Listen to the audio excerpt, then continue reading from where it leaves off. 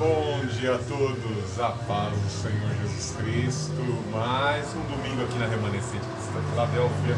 Hoje juntos vamos celebrar a ressurreição do Senhor Jesus Cristo e também a congregação das famílias cristãs. Com muita alegria, com muita satisfação, com sentimento de gratidão em nossos corações. Vamos adorar, vamos engrandecer, vamos glorificar ao Senhor Jesus Cristo, pois Ele ressuscitou dentre os mortos. Vamos abrir nossas Bíblias em Apocalipse, capítulo 3, do verso 7 em diante. Escreve ao anjo da igreja em Filadélfia, assim diz aquele que é santo, verdadeiro, que tem a chave de Davi, que abre e ninguém pode fechar, que fecha e ninguém pode abrir. Conheço tuas obras, tenho posto diante de ti uma porta aberta, que ninguém pode fechar. Tens pouca força, mas guardaste a minha palavra e não negaste o meu nome. Falei aos da sinagoga de Satanás, aos que dizem judeus e não são, mas mentem. Sim farei que venham adorar prostrados aos teus pés e saibam que eu te amo. Porque preste atenção à minha exortação, à perseverança, eu também te guardarei da hora da provação que virá sobre o mundo inteiro, para pôr a prova os que habitam sobre a terra. Vem sem demora, conserva o que tens para que ninguém tome tua coroa. Farei do vencedor uma coluna no templo do meu Deus, de onde jamais sairá. Escreverei nele o nome do meu Deus, o nome da cidade do meu Deus, a nova Jerusalém, que desce do céu da parte do meu Deus, e também o meu novo nome. Quem tem ouvidos ouça o que o Espírito diz às igrejas. Diante dos acontecimentos que têm acontecido nas últimas semanas e meses, ficamos um tanto que apreensivos, e nós que somos filhos de Deus, filhos da luz, sempre buscamos recorrer à palavra de Deus em busca da orientação. Em especial buscamos em santificação, em oração, nos aproximarmos mais de Deus, porque vemos a falência do Estado em proteger o cidadão. Pagamos uma carga tributária elevadíssima, talvez a maior do mundo, e vemos a ineficiência do Estado em nos proteger. Diante de tanta violência, diante de tantas tribulações, da degradação, da degeneração das instituições, da sociedade, a corrupção dos valores, nós temos muita convicção e certeza que são sinais da vinda do Senhor Jesus Cristo. Ele se aproxima.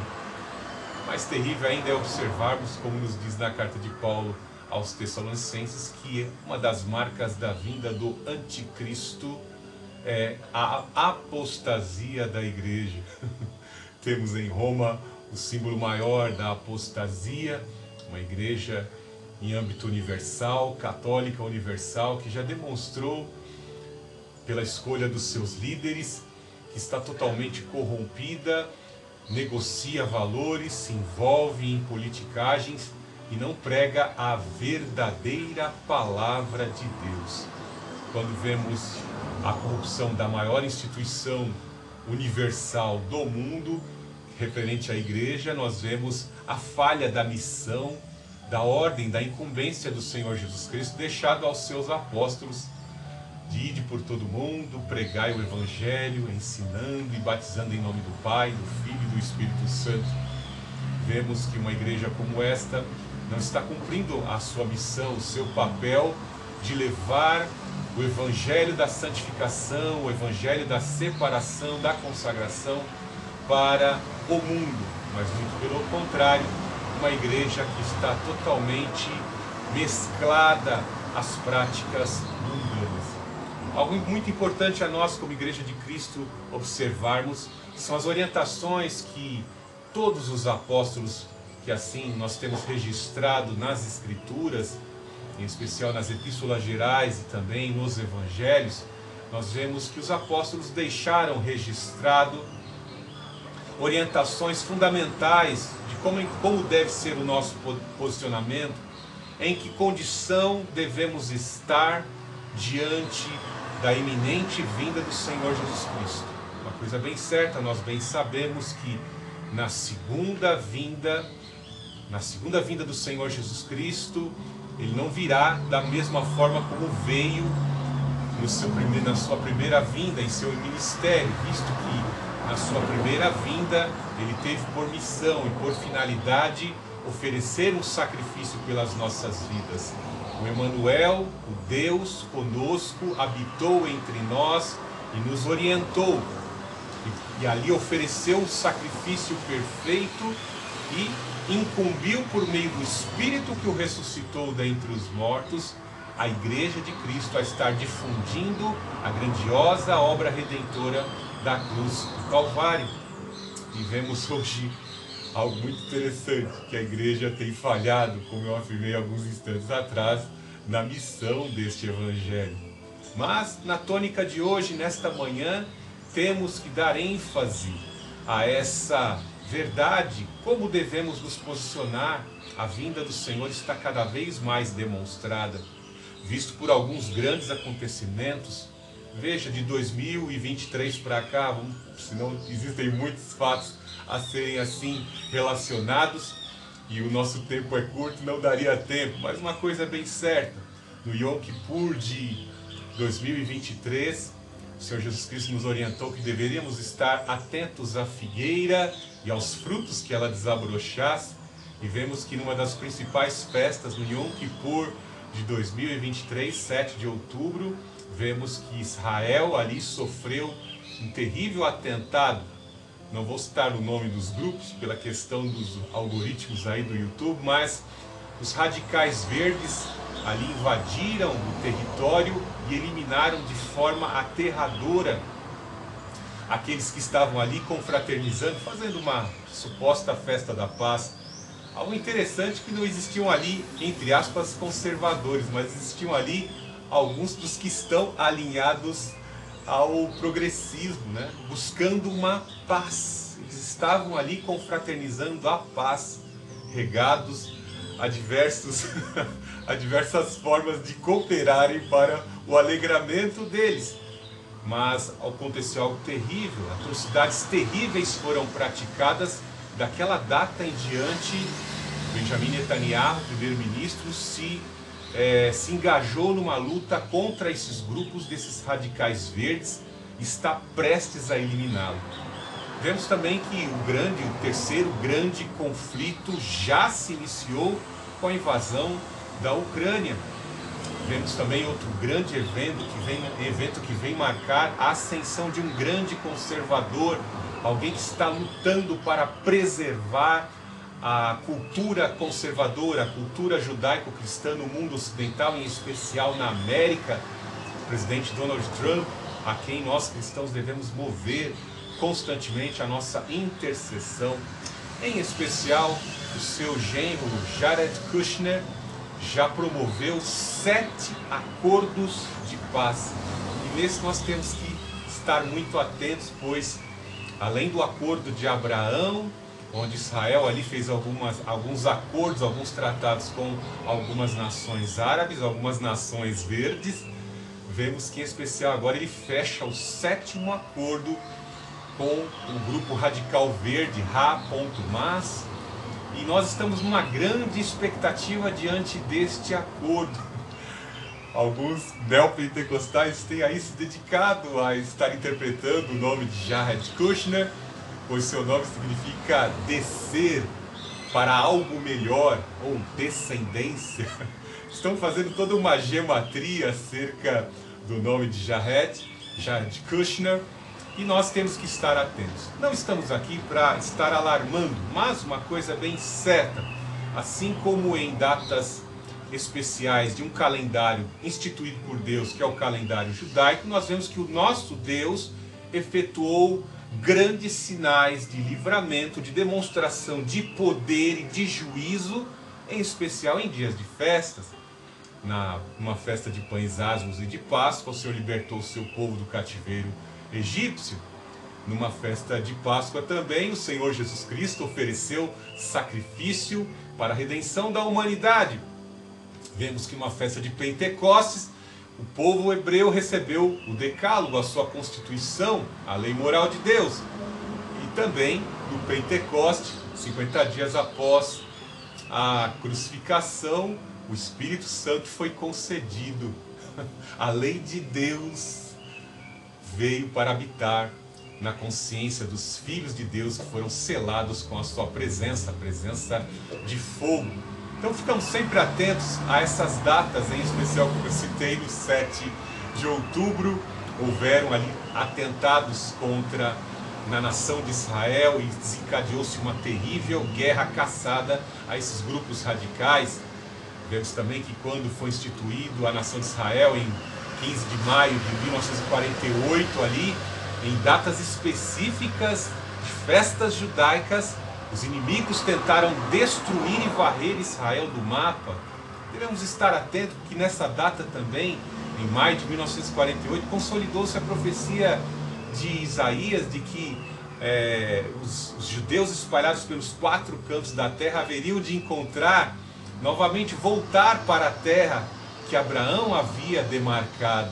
Estes são alguns dos sinais, em especiais em dias de festas, envolvendo uma numerologia sagrada, uma numerologia mística sagrada, que nós devemos estar atentos, olhando para Israel, que é a figueira. Nós, como Igreja de Cristo, temos que estar alinhados com a palavra de Deus e as orientações. Se Deus demarcou datas e festas, temos que estar atento a estas festas. Mas o mais importante é não vivermos simplesmente apegados a todos os dias, ficarmos como aquele desenho do comediante, aquela sátira desenvolvida no desenho do Homer Simpson, que ficou fazendo cálculos e ali apresentava que haveria de ocorrer o juízo final e de repente ele é arrebatado e a família que tanto zombava acabou ficando para a grande tribulação. É óbvio que esses caras sabem muito bem o que estão fazendo ao criar esse desenho, né? No intuito de fazer com que as pessoas sejam inseridas na mente das pessoas uma espécie de programação preditiva, de uma agenda paralela que está sendo implementada na sociedade. Muitos ainda não se aperceberam, mas nós, povo de Deus, temos que estar atentos. Não ficarmos tanto afoitos e fincados, engajados em ficar fazendo cálculos com relação a isso, mas obedecermos às orientações apostólicas no que diz respeito à vinda do Senhor Jesus Cristo. Em especial na primeira carta de Paulo aos Tessalonicenses, capítulo 5, nós vemos aqui num resumo, no capítulo 5, algumas das condições necessárias de como devemos nos posicionar, em que condição devemos estar diante da vinda do Senhor. Veja o que ele revela em 1 Tessalonicenses 5, verso 1. Irmãos, não é necessário que eu vos escreva acerca de tempos e épocas. Veja que Paulo fala de tempos e épocas. Sabemos muito bem que o tempo de Deus é o tempo Kairos, que não pode ser cronometrado. É um tempo sempre eterno, um tempo incronometrável. Mas nós estamos submetidos ao tempo Cronos. Nosso tempo é cronometrado. Como dizia Santo Agostinho, o tempo é a transição do passado para o presente e do presente para o futuro. Sabemos que o nosso tempo está se acabando, pois nossos cabelos brancos começam a surgir, nosso corpo está envelhecendo, o tempo está acabando e sabemos que temos um tempo delimitado de vida, de fôlego de vida deste corpo na terra. Mas sabemos que temos uma existência eterna, existe uma data de criação e toda uma eternidade pela frente. Então, não devemos ficar totalmente ali engajados, mas atentos aos sinais, aos acontecimentos ao nosso redor e termos na nossa agenda como algo urgente e necessário a santificação, a separação, ou seja, agradar o Senhor do tempo, agradar aquele que no tempo que Ele determinou virá buscar um povo e esse povo tem que estar alinhado. Esse povo tem que estar santificado, esse povo tem que estar penitente, esse povo tem que estar lavado e remido no sangue do Filho dele, e esse povo tem que ter o selo de garantia, de acesso à entrada, que é o selo do Espírito Santo sobre a sua vida. Veja no verso 5:2, porque vós mesmos sabeis perfeitamente que o dia do Senhor virá como ladrão à noite. Quando estiverem dizendo paz e segurança, então de repente a destruição lhes sobrevirá como dores de parto a uma mulher grávida, e de modo nenhum escaparão. Então veja as ilustrações que o apóstolo Paulo usa aqui. Primeiramente ele usa o exemplo de que no tempo determinado e da forma como um ladrão vem assim assaltar, roubar e destruir. Eis que o ladrão vem para roubar, matar e destruir. Bem assim será a vinda do Senhor. O ladrão avisa? Não, ele fica sondando e estudando ali a melhor forma de atacar e cometer o furto, e cometer o roubo. Nós temos que preparar as nossas casas. Nossa sociedade tem tantas leis para proteger ladrões, né? E nós temos que de certa forma, nos guarnecer de proteção, buscando construir muros altos, grades. Temos que pagar, muitas vezes quem tem condição, né, pagar ali guarda-costas para proteger o seu imóvel, a sua propriedade. E no sentido de que um ladrão vem para roubar, matar e destruir, nós estamos nos protegendo. Se estamos nos protegendo, vamos buscar a quem pode proteger. Como naquela Páscoa, Deus permitiu que o grande Abaddon, o destruidor, ceifasse quem não tinha a cobertura nas vergas da porta do sangue do Cordeiro. Bem assim nós temos que observar este ensinamento para nos proteger do destruidor, daquele que vem para roubar a alma, destruir a vida. E assim nos cobrirmos com o sangue do Cordeiro para nos proteger do ladrão. Ele utiliza o exemplo do ladrão com o intuito de exortar, visto que o ladrão vem e faz o mal. Quando o Senhor resgatar a sua igreja, cumpre-se a missão, o Espírito Santo, de capacitar e sustentar a igreja para a salvação, para um grande dia desse resgate. O ladrão vem e traz a destruição. Veja que no final do verso 13, ele já fala essa consequência do ladrão, que é de forma que nenhum deles escaparão. Ou seja, quando a igreja sair da terra, como está em Tessalonicenses 4, 16, 17, quando a igreja sair dessa terra, for raptada para o encontro nos ares com o Senhor Jesus Cristo, e assim estaremos para sempre com o Senhor, os que ficarem sofrerão e não escaparão, como disse Joel. O grande e terrível dia do Senhor vem. Quem poderá sobreviver? Então não escaparão dos desastres, de toda a maldade, pois Satanás terá um período de tempo para oprimir aqueles que ficarem. Assim como no juízo das águas, a arca foi construída, somente 8 se salvaram, a arca foi lacrada, anjos foram colocados à porta da arca e eles não puderam entrar mais e sofreram o juízo das águas. Veja o outro exemplo também que Paulo usa no versículo 3, no verso 3, que é o exemplo da mulher, da gestante, da mulher grávida. E hoje nós vemos, de certa forma, nós homens não podemos falar nada acerca disso, porque nós não temos o privilégio de dar à luz, mas sabemos, deve ser uma dor, deve ser um incômodo, que posteriormente alegra muito quando a mulher vê ali o bebezinho nascendo saudável. Mas imagine que nos dias de hoje existem anestesias, existem formas e uma metodologia no parto que ameniza o sofrimento das mulheres. Mas imaginem lá na Idade Antiga, de forma primitiva, não era fácil. E as mulheres lutavam para ter filhos, não queriam ficar na vergonha, mas era algo que envolvia uma dor. Imagine que quanto maiores eram as contrações em menos período de tempo, eram indicadores de que o bebezinho estava para nascer. Eram indicadores, bem assim como o Senhor Jesus Cristo também utilizou esse exemplo da mulher gestante, da mulher prestes a dar à luz, indicando que quando se diminuíssem esses períodos de contração e elas se intensificassem para que a mulher pudesse dar à luz, bem assim os sinais aconteceriam num período mais curto de tempo, aproximando-se assim a vinda do Senhor Jesus Cristo. para resgatar o seu povo e para desferir o juízo contra a humanidade. Veja algo maravilhoso neste texto. Mas vós, irmãos, não sabeis, mas vós, irmãos, não estáis em trevas, de modo que aquele dia não vos surpreenda como ladrão, porque todos sois filhos da luz e os filhos do dia, não somos da noite e nem das trevas. Portanto, não durmamos como os demais, mas estejamos atentos e sejamos sóbrios, porque os que dormem, dormem à noite, e os que se embriagam, embriagam-se de noite.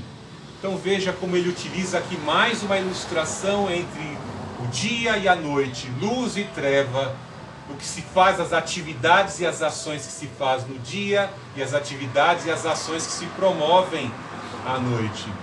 Atento aos sinais do tempo, observando os nossos cronômetros. O Deus a quem nós servimos, Ele tem urgência em nos salvar. Ele quer fazer parte das nossas agendas. Ele quer fazer parte do nosso calendário. Tanto é que Ele institui naquela Páscoa, naquele grande livramento, quando o Abadom foi impedido de ceifar os primogênitos dos hebreus, cobertos com o sangue do Cordeiro. Ele tem urgência em salvar as nossas vidas. Portanto, vamos estar atentos às nossas vidas. Somos filhos da luz.